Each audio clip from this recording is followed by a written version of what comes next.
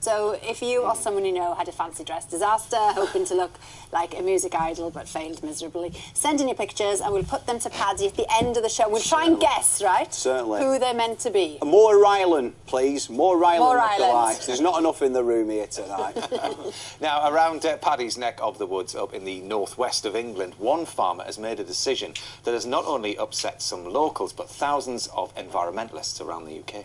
The decision, well, to allow fracking on his farm. And early in the year, we met some of the people who camp outside his gate in protest. Now, Joe hears his side of the story. Every day for the past year, Alan Wensley has woken up to a group of angry people protesting outside his farm in Lancashire. Stop! And here's why. Alan's dairy farm in Little Plumpton near Blackpool is soon to become a site for fracking. Alan has defied criticism from environmentalists, some of his neighbours and even a family member to allow the controversial drilling technique which extracts gas from shale rock to happen right over there on his lands. Alan is giving the One Show exclusive access to his farm to explain just why he's decided to do it. His back garden overlooks the drilling rig, operating 24 hours a day, 7 days a week. Why would you want this in your backyard? To be a great country, you need to produce quality food, and you've also got to have energy. We are importing energy from other places. We don't know how long we're going to have that. We don't know how long the North Sea's going to keep going. So we've got to source our own energy from somewhere else. Fracking is a subject people feel very strongly about on both sides of the argument. And some of those who are against Alan's decision to allow fracking on his land have made their voices heard. When we're farming our land, they'll hurl abuse at us. What are they accusing you of, or what are they saying? They're calling us scum, you're not welcome in your village, you've no friends. You sold your country out! Sold to the devil! Disgrace to English farming! He's a bad man, officer! Arrest him! They are allowed to protest, but like when you've got all these police, they're having to police because of them running out into the road, jumping on wagons, blocking the main road. That's everybody's biggest concern. Alan and his family also say they've been abused on social media, received hate mail, and some protesters have even pitched tents on his land.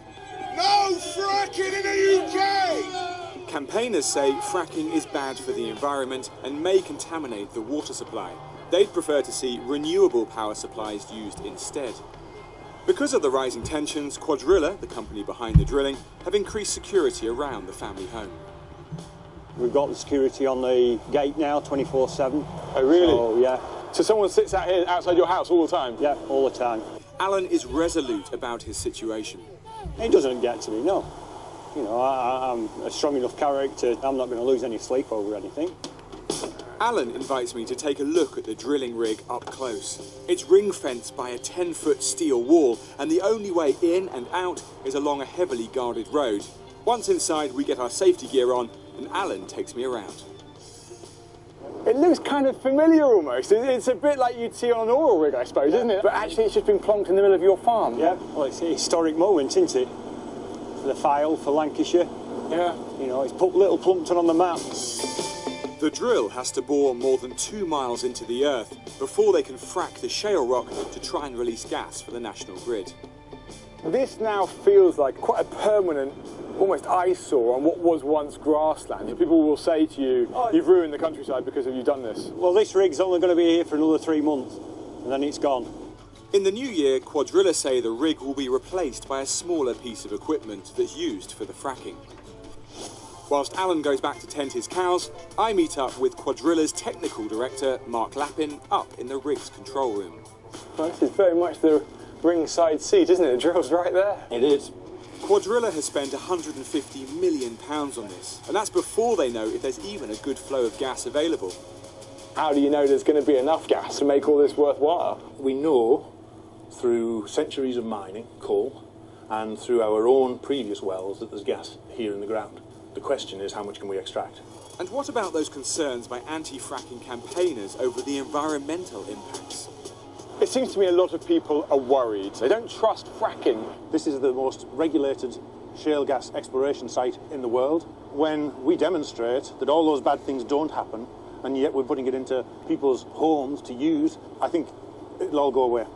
It's believed that Quadrilla have the option to lease Alan's land for the next 40 years.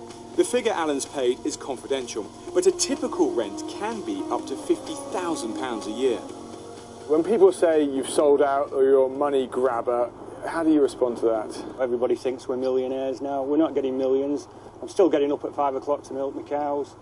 You know, it hasn't changed my life. I'm 100% behind it, and I always will be. Well, JJ Chalmers is here with an update now for us. So, JJ, what's the latest? Well, there's a last-ditch legal challenge going into the Court of Appeals, or in the Court of Appeals, sorry, to uphold Lancashire County Council's initial decision to stop fracking. And protesters would obviously claim that it was responsible for tremors back in 2011. But central government have said it should go ahead, and if it does, there'll be fracking by Christmas.